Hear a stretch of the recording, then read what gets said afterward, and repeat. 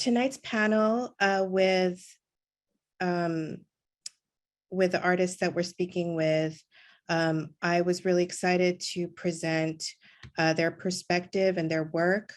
If you RSVP'd for the program, you received a YouTube link, which included a compilation of interviews with all 7 of our panelists. And in that compilation, we talked about their history, about their influences, and how they feel about their Filipino Americanness.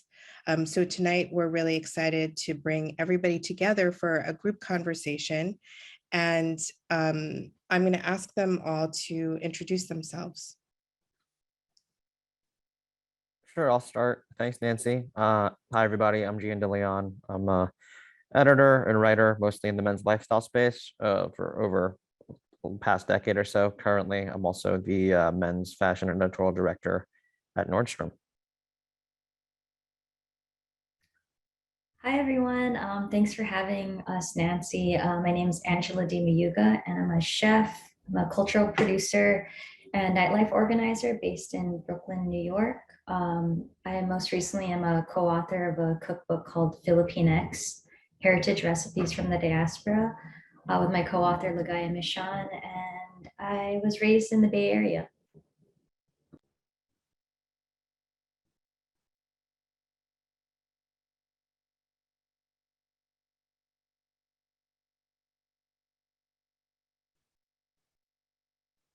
Avena, can you introduce yourself?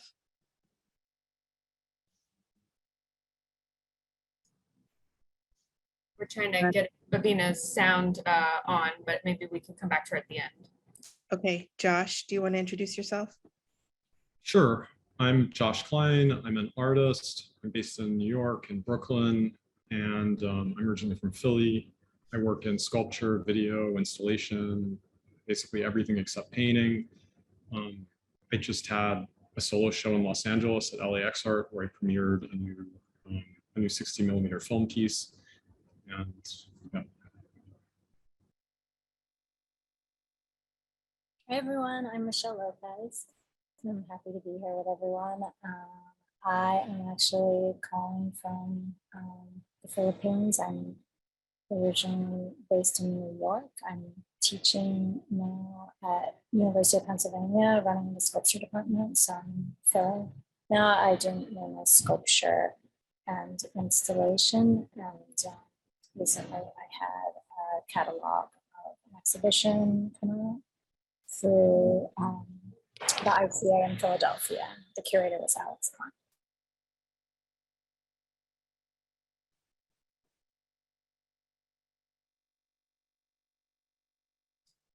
Paul?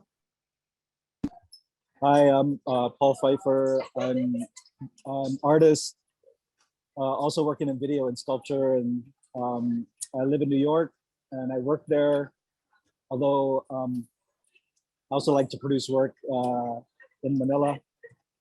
And I was born and raised in Hawaii and Dumaguete City in the Philippines.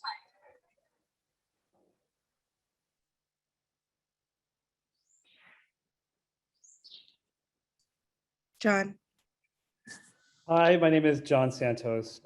I'm currently living and working between Honolulu, Hawaii, and New York City. Most of my work is contextualized by graphic design, and I would somehow say in this day that I'm also kind of a social practitioner and a cultural producer. And I've been working in bringing together different spaces between music and design and culture over the last few decades. Thanks for having me. Avena?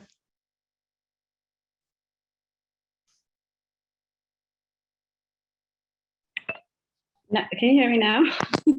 My name is Avena Gallagher. I live in New York. I work and live in New York. I'm a stylist, a wardrobe stylist or fashion stylist. I'm also a partner in the brand Telfar that I started working on in 2004. And I often work in the kind of spaces between fashion, art, I don't know, community like happening, and like, you know, whatever spaces I can sort of find work in.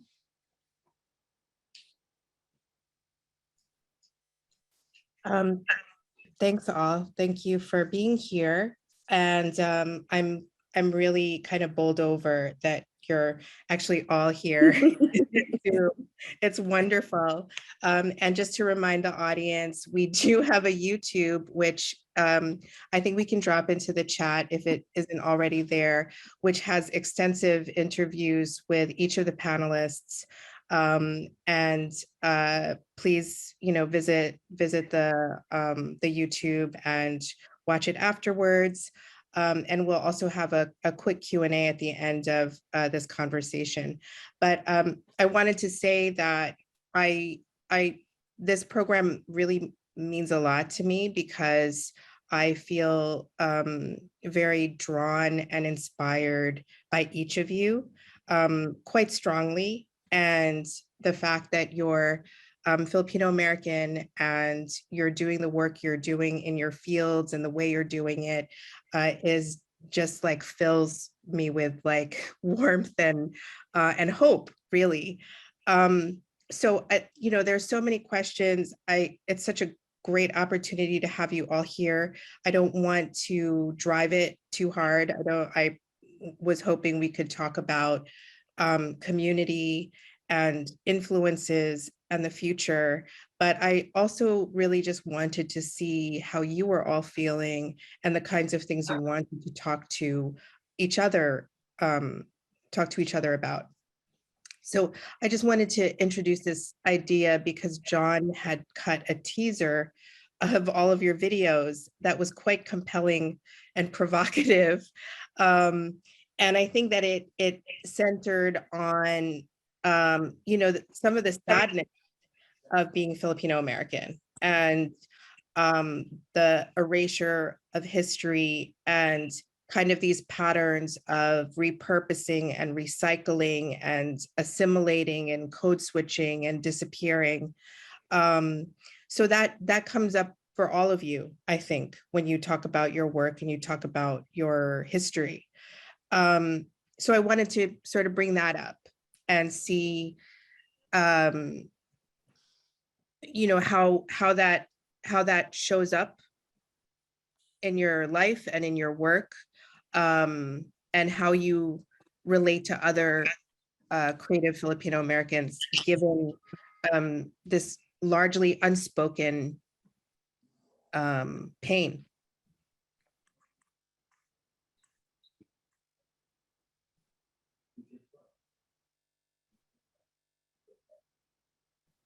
If nobody's gonna, I mean, this is a really difficult one for me.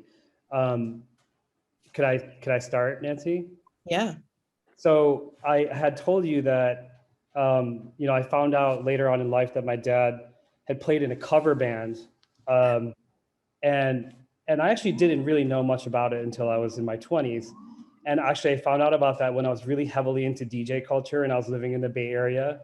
And I think DJ Cuba or the Scratch Pickles had sort of innovated this style of remixing that became a language like kind of in its own right.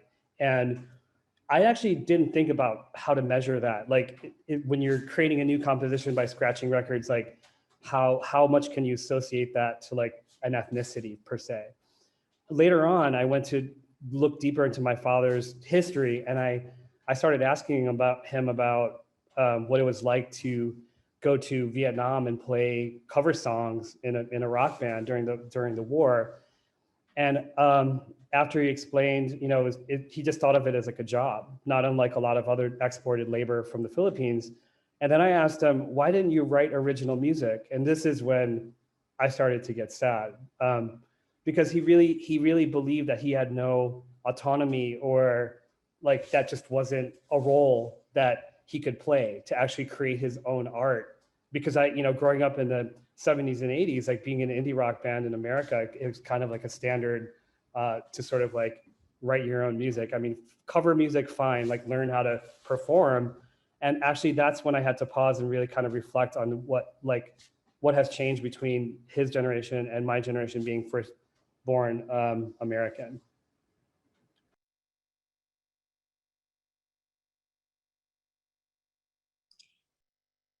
In our conversation, John, I think that the way you framed that also, though, I think that there was a little nuance to that in that your dad said that he really, what was it that he said? That there's so much great music out there, you know, why write original music? Yeah, that's a really good point. In terms of like thinking about a consumption cycle, right? And I guess that is also a valid point. And you know, when I look around me now at all the people on the panel, I think about how this kind of the approach of like making and producing original work is like it is like a defining element of like practice. Whereas working as a designer, a lot of times I like being behind the scenes and not people really knowing that I had anything to do with authoring a work for another person as a commission. I'm just going to jump in. It's interesting what you're saying, John, because I feel like when I started out as an artist, there was this period where like all the white artists around us had this kind of attitude that it wasn't possible to actually make anything new. Like I would constantly hear this thing among like artists in New York that, you know, there is no newness. It's not possible to do anything new. You can just recycle and collage and pastiche. And you know, it was kind of interesting that like the people who were interested in trying at least to find something new, generally when I was starting out as an artist, were artists who were POC, and especially like, you know, in my peer group, like Asian American artists. So I don't know, it's weird how these things go full circle.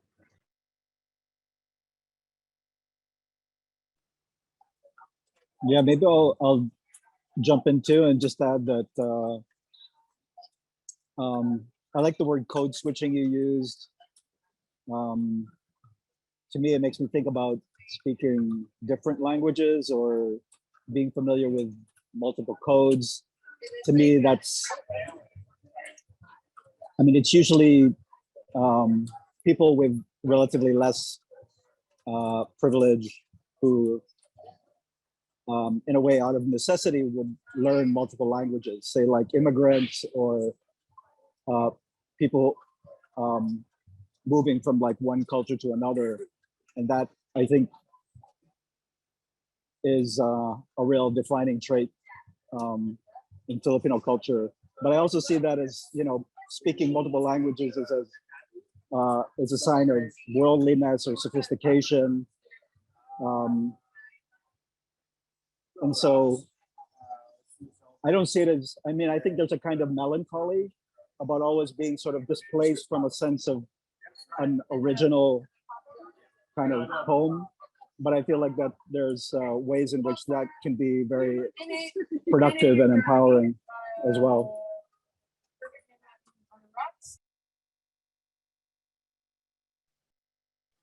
Yeah, I think it's related to this colonial history that it's really embedded into, or, you know, because we're speaking specifically to Filipino Americanness, that in relationship to say,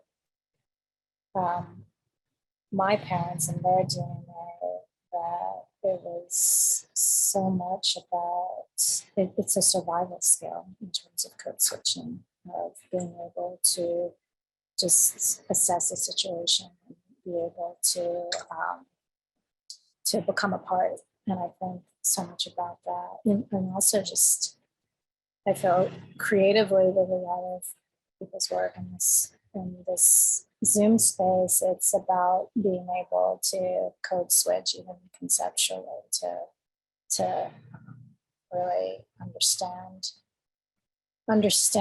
a site or a context like to the bone. And I think where I find a kind of resistance is being able to find an ownership with it, but also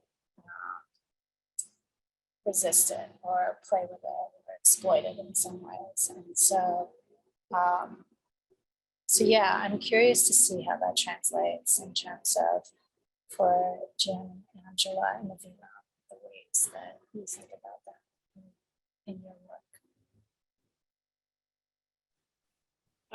I just wanted to say that I was really struck, John, by what you said about your dad and about how he kind of just assumed that he couldn't take a greater amount of space or authorship in his performance. And I feel like as a first generation Filipino person, that experience or that, that idea is so resonant also, like I feel like we're trained to assume, certain codes and certain guises so well that like it becomes hard to just take authorship and to take space, because like getting to where you had, getting through just meant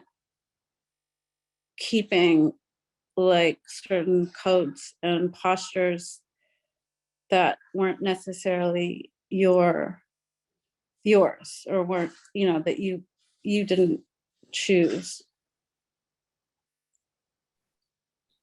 Yeah, I mean, to build on that, from a reference that I use often and to now see manifested in pop culture, is to say that, like, to me, the most Filipino American movie is Spider-Man No Way Home. In that, not only was there a scene where, there was a grandma who spoke Tagalog that spoke to an experience that was shared, but to me, the collective experience of Asian American creativity and Filipino American creativity is that Spider-Man meme. In that, when John is talking about, seeing Hubert, we grow up having to kind of see ourselves participating in spaces we didn't know we could be in. So it's like seeing Jeff Ho and Zephyr and their connection with the Z Boys. I didn't know that we could skate until, Willie Santos was in, Grind Session with Daewon Song, which was like my version of Tony Hawk's Pro Skater, right? It was like and it was crazy to see a Filipino American skater in that space, but then knowing there's like a rich history of Asian Americans in, this alternate form of culture.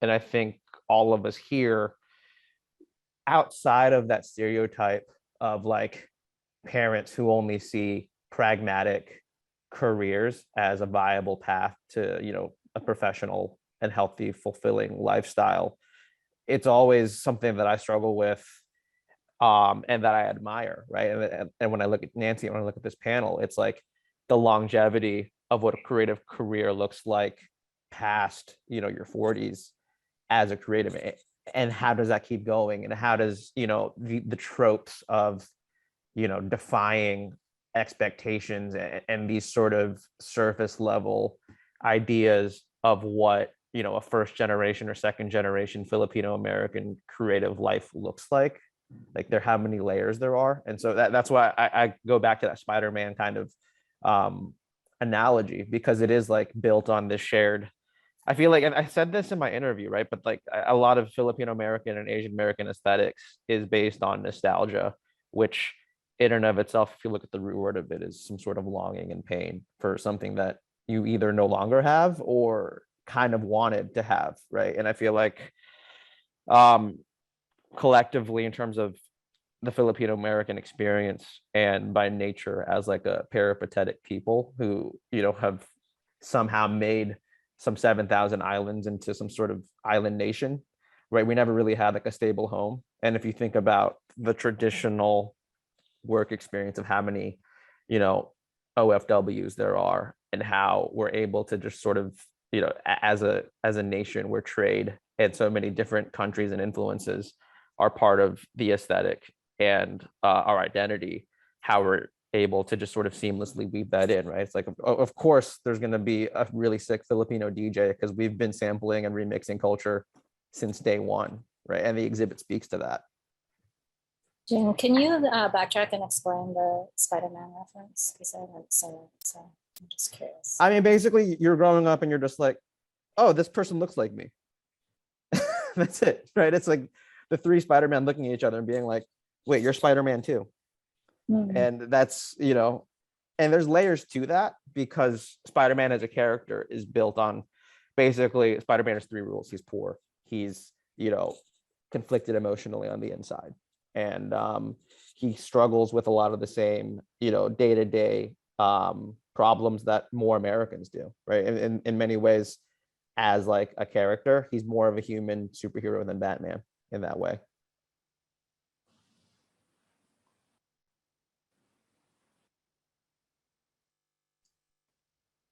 Angela, did you have something to share? Yeah, I mean, I think, you know, when the word code switching was being used, that's something that really resonated with me. Growing up in the Bay Area and moving to New York was really, for me, my entire family, and I come from a big family in the Bay Area.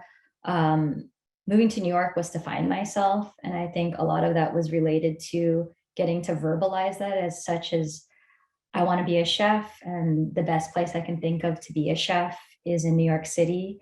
But like behind the scenes, it was also a more anonymous place for me to understand my own queerness and what that means in my entire life. Getting to speak about wanting to be a chef ever since I was a kid to my family was really accepted. And it's really interesting to think about my career in it by way of making it okay for me to leave meant that I would succeed in Eurocentric cuisine, and only to find myself celebrating my home cuisine and feeling closer to myself that kind of surpasses my quest to be a quote unquote good chef, or surpasses a quest to find myself feeling comfortable with my queerness. Actually has so much to do with getting closer to my Filipino-ness, which is all of me.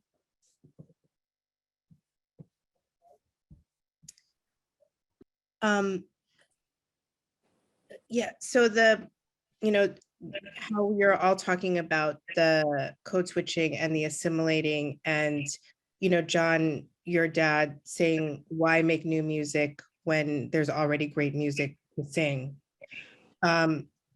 You know, in terms of this panel and how the work that this panel produces and how that assimilating and recycling is in the roots of your work, is that like your new aesthetic? Like, is that relevant as new work? And I mean, I think as Paul was saying, an aesthetic to be proud of rather than, you know, worried about or ashamed of. Oh, Nancy, that's a really good question. I think maybe I could switch now from like music to graphic design. And when I first started learning how to develop different visual languages, I did think a lot about how if I took enough pieces from different visual styles and I exercised that style enough, at some point it would become a recognizable language or pattern. And a lot of times in that act, I used a lot of, it's very satirical, like graphically, I would make it feel funny. And at some point, I remember I was making t-shirts for DC Shoes, like in the early years of that company. And I decided, I was like, you know, I'm like always trying to create this signature style with like bigger brands. And I feel that that's really boring. And it actually, I felt the need to consistently change that. And if you're trying to develop a graphic design style that's like recognizable and you want to continue getting commissions, you can't really deviate, right? So like at a young age, I abandoned this idea of like wanting to become known for a signature style. And I don't know if that relates to like my Filipino-ness more than it relates to me wanting to actually become a designer or an artist who works better with concepts and like become more of like a conceptual thinker around the work and how it is output. But I think there's a lot of questioning going on in when you're trying to develop a signature style, because if you get to the point where you think it's working and whether or not you want to accept it, I mean, I think that's a big part of it. And maybe I've never acknowledged it. I've never even thought about this before. Me talking about this right now is actually the first time I'm thinking about it. Like maybe there is a bit of shame in me not actually wanting to carry a visual style and associate it to my name. You know, I maybe want to add that the question of assimilation versus code switching, this brings up a question to me of like, assimilate to what? And I mean, in some ways, I think not to discount, you know, hierarchies and power structures, but in some ways I feel like assimilation is a really 20th century kind of idea. Like it belongs to a time when there was more clearly like a kind of central myth of what normal or sort of like what the standard was, which to me intuitively doesn't apply so much right now. Things seem much more fragmented, you know. I mean, it's an information economy and we're like much more used to kind of moving around a lot of different information and processing it. Yeah, I just want to say that like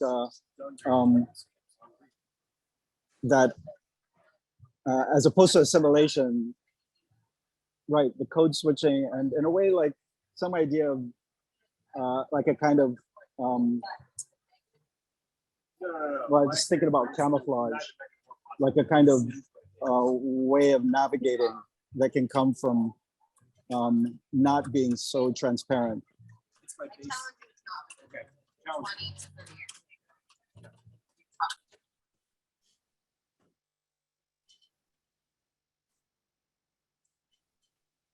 You know, the thing, Nancy, that you mentioned, if code switching actually becomes an identity or is a positive trait in relationship to work, I mean, I do think that this kind of way of working in relationship to a hybridity of that thing that John was talking about in terms of, yeah, I don't like the word collaging, but how we're just appropriating from multiple sources. I do see that as a kind of resistance to what John was talking about in terms of like you never develop a brand in a way, you never develop a, you know, you don't become a part of the market. And I think in that sense, I don't know, is that a good thing or not? I mean, I do see it as resistance in relationship, at least for me, to the market, but I don't know if it's also just, again, that intuitive way of surviving. So I think that kind of hybridity leads to a kind of invention, but yeah, it's, and I think within that there is an identity.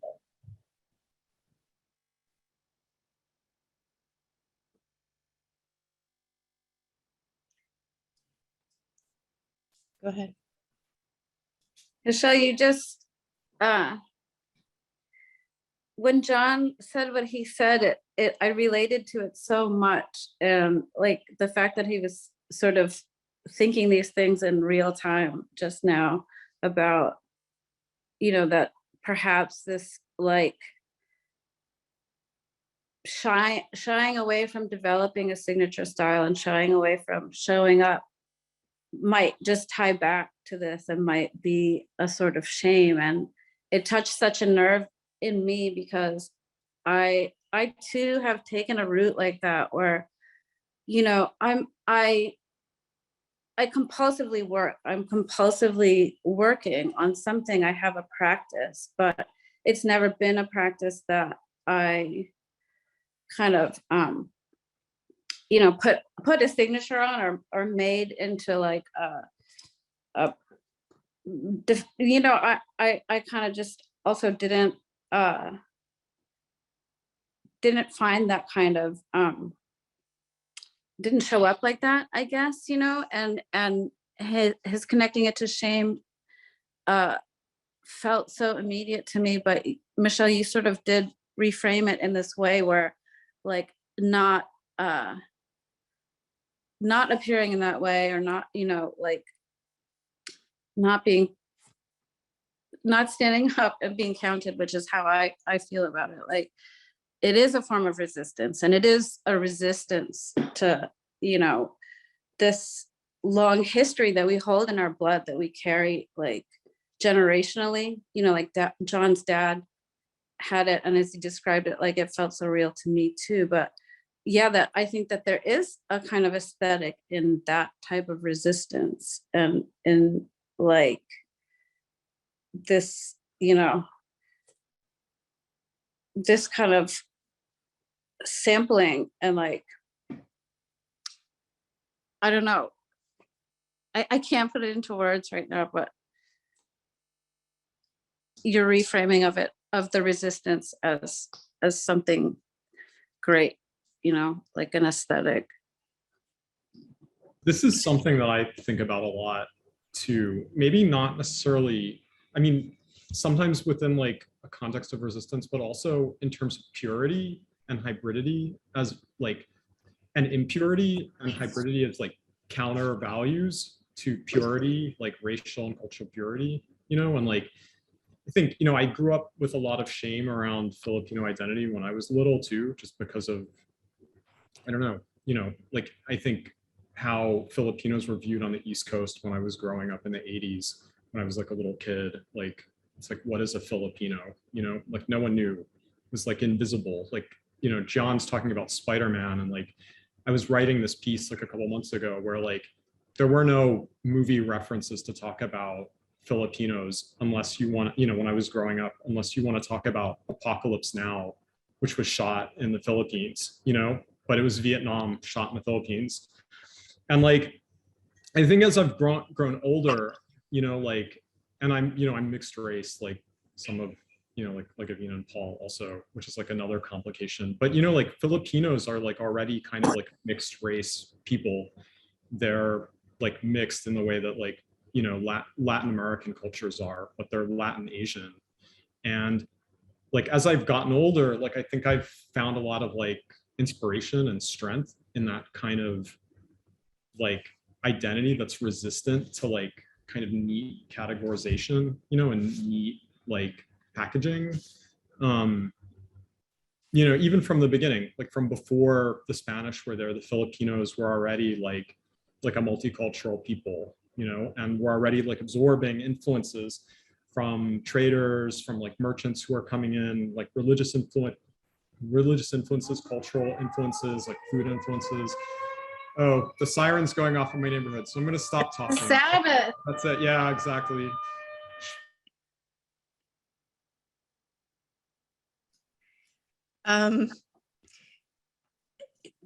So, I mean, in thinking about John and Avena's responses, and I mean, are you saying, I have another question to this, but are you saying that at this point where you're at now, that you feel that you've resisted your own original voice in your work?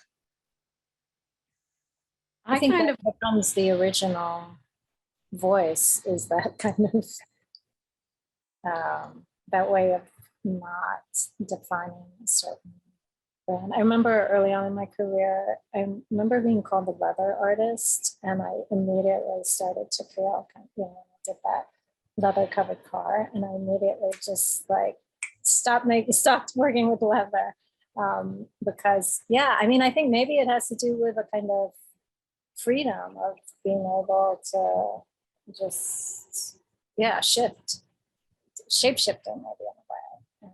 And I mean, I think it is a really creative impulse in the sense that you're always trying to push and see what else you can do, and so I see that as a positive thing. I feel like for a lot of people who artists, it's like there is a line of thinking, but it isn't that very strict determination of a kind of aesthetic, and I think that's super exciting.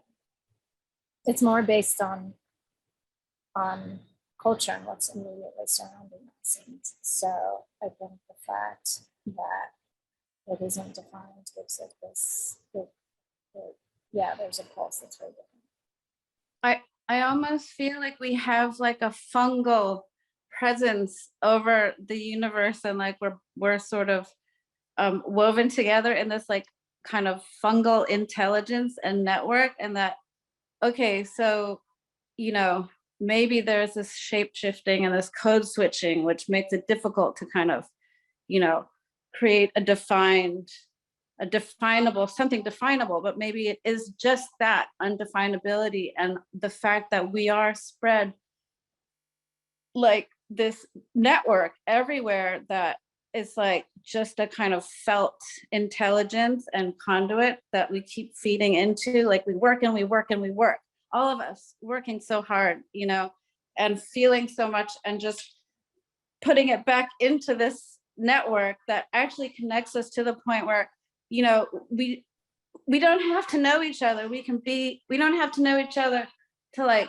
you know, connect as much as we do on the street or whatever, or even in this sense and in this group where we, you know, we don't see each other that often. At least I don't see a lot of you that often, and we don't work together that often, and we don't do stuff that often, but it's such a, I mean, I feel such an energy from the connection, and that even though I haven't really thought of like what a shared sort of thing or aesthetic is that much until Nancy came with these questions. And yeah, it was kind of painful to think about, like that, you know, perhaps it's something more subtle than these things that, you know, I don't know, maybe it's a subtle spread and thing, and that's why it's hard to kind of talk about.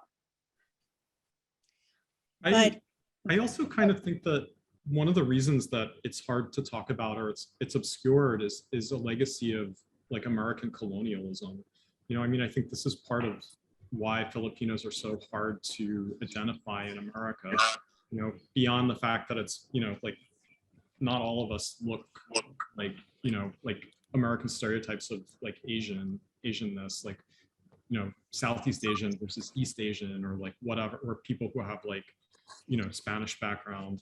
But, you know, like, I think it's like America has done such an incredible job at like hiding its kind of colonial history in its own borders. You know, like people don't know that most Americans don't know that the Philippines was like, you know, an explicit, like on paper, American colony for 50 years, that Teddy Roosevelt went and killed like 800,000 people or something when he conquered the Philippines on a whim in like the early 1900s. You know, like you go to the Philippines and like, it's incredible because you're just like, whoa, this is really like, this is an American colony. Like you can see like all the kind of colonial trajectories, pathways, strategies, like operations in effect.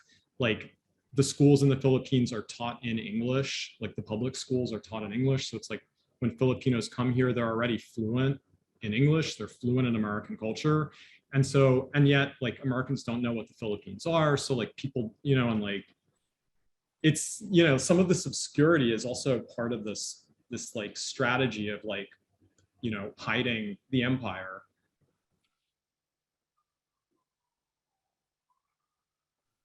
I mean, it's interesting because Angela has a very specific point of view, I think, just by having a cookbook that celebrates Philippines. And, you know, that's kind of our saving grace, maybe.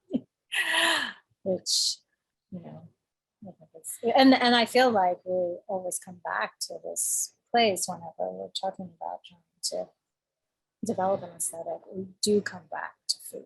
And even when my son interviewed my dad about going to the United States and talking about tradition, he talked about two things. One was religion and Catholicism, and the other thing was food, that those things got transmitted. Maybe the first wasn't as successful, but the second one, it's like that tradition of food and gathering.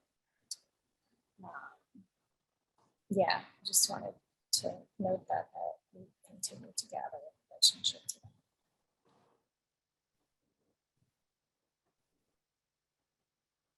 Yeah, I think conversely, there's an opportunity to really like see kind of the complexities of the experiences that we're describing as, I mean, like really able to like cast light on a kind of like relatively simple American mythology. I mean, if you think about like the kind of expressions of like white nationalism that have really, you know, been exposed in the last couple of years. I mean, this doesn't appear like the future. It appears like sort of residues of the past that sort of last gasp, you know, as they lose their influence. But it definitely doesn't seem like the future. The future looks like more complex, more global, you know, more about mixture, and as Josh said, like less about purity, less hung up about like the supposed importance of purity. These are like really old, you know, ideas that true refuse to die, but to me in this day and age they're clearly not the future. Yeah, I think to Paul's point too, and this is something that, you know, you've questioned in your work in the use of mythological Filipino figures, right?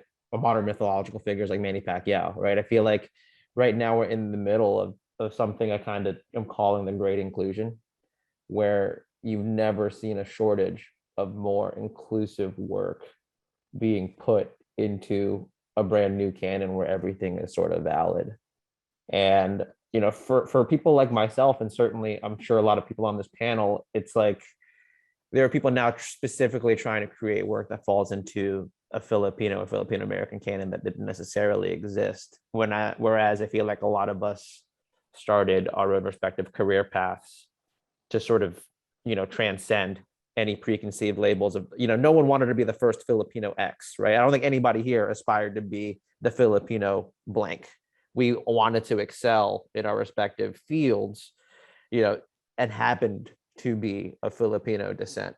And now, you know, in a post like Kevin Kwan, Crazy Rich Asians, like world where that's been clearly, you know, it's become Asian American art, Filipino art has now become, you know, an algorithm that Netflix and Instagram can use to target people. And another data point, it's really just changed the paradigm of how people think about what quote unquote Filipino art or Filipino aesthetics are. And that's why, you know, it's so easy to, again, like regress to their stereotypes.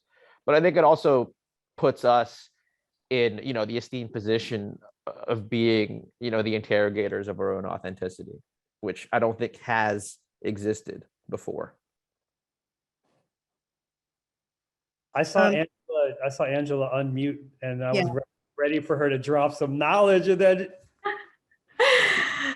I mean, you know, there's so much to say. I feel like my individual experience of understanding my proximity to my own heritage has been really complicated. And wherein like my conversation that I had with Nancy, I talked about how I didn't think about it until the last couple, I don't know, maybe in the last 5 or 6 years that I thought about making a book about Filipino food, but from my own experience of being raised in the Bay Area, my reference points being American, my reference points of my mom being from Pampanga, and specifically the cuisine I had growing up was Pampangan. Like I think that it took me a long time to arrive there, but it is unifying. I didn't think so much about how I ended up being the president of my Filipino club in high school, and that my mom developed all of our costumes for folk dancing, and that I loved being a part of FSA, and I loved being the president, but I didn't think about that until I felt like I was through with being an American chef and being a chef that could then do whatever I wanted, which was Filipino food. So it's like I had to have my own validation. I had to show that I could do this professionally, and then only just to go back and celebrate what was there all along. And it's like, why did that take 36 years? And feel really excited about that, and feel really excited about creating a project where I can synthesize my own experience digitally, graphically in a book, when most of the work that I do is in the ephemeral. And most of the work that I do is creating an environment that's ephemeral, with people, gathering people, feeding people all kinds of food. And then now getting the opportunity of sharing the cuisine I had growing up, and being really proud of that, because the food that I had growing up was really technique driven. But it took a long time. And so to create a book where I could celebrate that aesthetic, you know, have things in there that was like, this gets banana ketchup, this gets regular ketchup, this reminds me of playing Nintendo 64 when I was a kid, or this reminds me of like being a teenager that wore like Nike Cortezes and assimilated with like Mexican culture in San Jose. Like all of that mattered to me. And so to have an opportunity to do that was really, it's just very liberating. And I feel like now that I've gotten to do that, it's like this opportunity to embrace all parts of me. And so there's a Filipino-ness that I find even with gathering, or like why I ended up doing nightlife, and why I do a party that brings together a lot of different cultures, but celebrates a part of me that I didn't get to celebrate growing up, which is being lesbian or being queer. And it just feels really fulfilling. It makes me wonder like why it couldn't be that way from the beginning, but that kind of relieving for me that I can do that now and feel like all of those things represent me. I mean, I think it's such an interesting anecdote to the word shame that I feel has come up quite a bit in this conversation. You know, just and if the shame part is a part of Filipino Americanness. I remember my son, he's a part of this Asian affinity group, and he was around 11 or 12. They were having one of those food parties where you brought in food culture, and he wanted to bring in sushi. And I just had this moment of like, why do you want to bring in sushi? We're bringing in adobo. And he brought with this shame that, you know, it's like this inherited shame maybe. And I was just like, no, we're bringing in adobo. And it turned out to be this hit, and it shifted his perception of Filipinos. And I just wanted to add to that, since Angela was speaking so positively about that ownership and that claim of its space. Sorry, so we only have 3 minutes left, and we were supposed to do a Q&A. Thank you for answering the question, John, in the chat box. But we do have to start to wrap up. I think that I've gone through this process feeling a little like befuddled by hearing, learning things about each of you that I wouldn't have suspected. And I think I didn't ask each of you because you were necessarily Filipino American. I asked each of you because I really love each of your way of working and the things that you produce and the way you think and your taste and how you present yourselves. And it just was sort of a bonus that you were Filipino American. It gave me this great excuse to shape a program around it. And so for me, however you're processing, you know, your whatever your process is and whatever you're producing, whatever these other questions about, you know, what is Filipino about it and what is the shame attached to it and all of those things, I don't see that in your work. And I see your voice and your sensibilities as very clearly you. So I'm not an artist, I'm not in fashion, I'm not in, I can't cook anything. So this is, you know, this is my perspective from not being an expert in anything that any of you do, but I feel something for what you're all doing. And I'm really proud of you all and excited for your futures and what I hope we get to leave behind for Filipino Americans that come after us.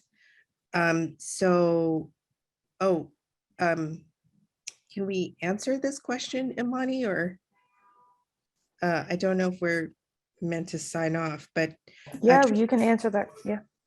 right. Trisha Bloom has a question. Thanks everyone for this conversation. Did anyone else go through a similar experience to what Angela described of wanting to be appreciated as an artist before being appreciated as a Filipinx artist? And do you feel differently now? Anybody want to take that? I feel like don't we all want to be known first and foremost as an artist, and then secondly as like a I feel like that's an American thing.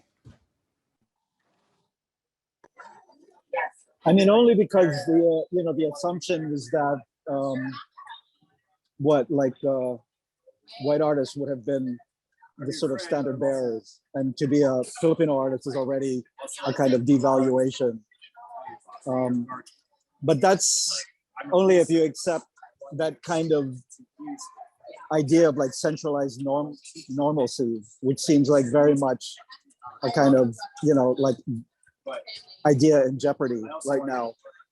Even America's position in the world as somehow the center seems not so applicable anymore. In a way, I think about it like, I mean, thinking about Caribbean literature and music and culture, to me is like Southeast Asian culture. It's a more complex formation than the kind that we're used to from the 20th century. But it's where we're going. It's towards greater understanding of the complexity of real experience. Let's just answer one more question. This is from Carolyn. If this resonates with you, could you please speak to the dynamics or push-pull between yourselves, your work as artists, cultural producers in the Philippine diaspora, and the artists are in the Philippines, especially given how the world has gotten smaller and more easily connected through tech?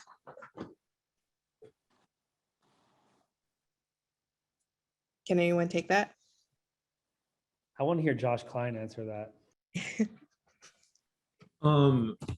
Yeah, but I'm not really sure how I would, because I don't know that many like Filipino artists. I've only met like Maria Taniguchi and like a couple other people. Like, I feel like I know a lot of, I feel like I've stumbled on and like formed community with like a lot of like Filipino American artists, or a lot of like diasporic Filipino artists.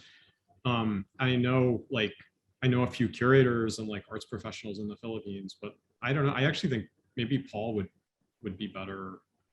He's spent more time there, like been more involved with like the community on the ground in Manila.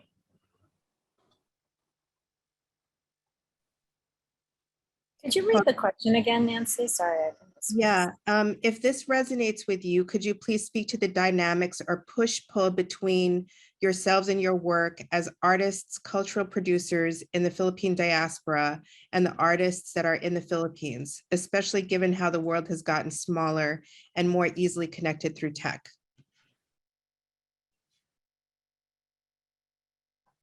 Actually, you know what? I'm gonna go back on what I said, because I don't think a lot about Filipino contemporary artists necessarily, but I think a lot about Filipino filmmakers.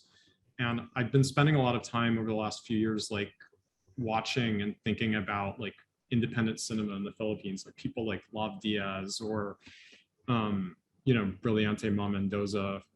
And like, I don't, like both the work that they're making and then also their kind of, their lives within like the political context of the Philippines, which are, all over the place depending on who the people are. But I don't know any of them personally. It's just been influenced from afar.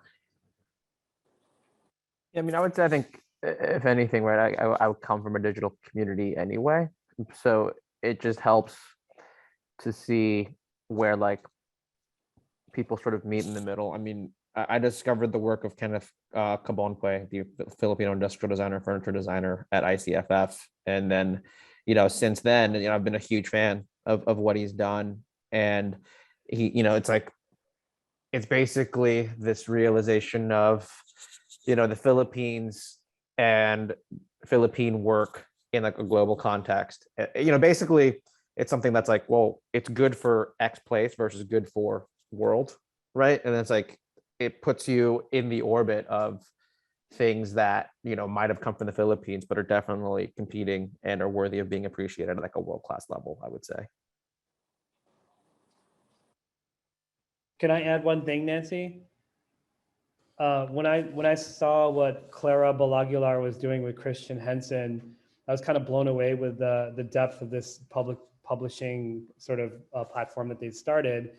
And the first thing I thought of was, I wish I had the time in New York to spend on that kind of the depth of that kind of project. And it made me think, like, what if you moved to the Philippines and you actually were given more time because of this work-life balance? It seems from far away, it seems like they have more opportunity to really flush out ideas, where I feel like I'm a hamster on a treadmill. I'm like always trying to crank out like a PDF or serve a client. Whereas I think hardworking, good looking was really able to find the time and the space to really produce a major body of work.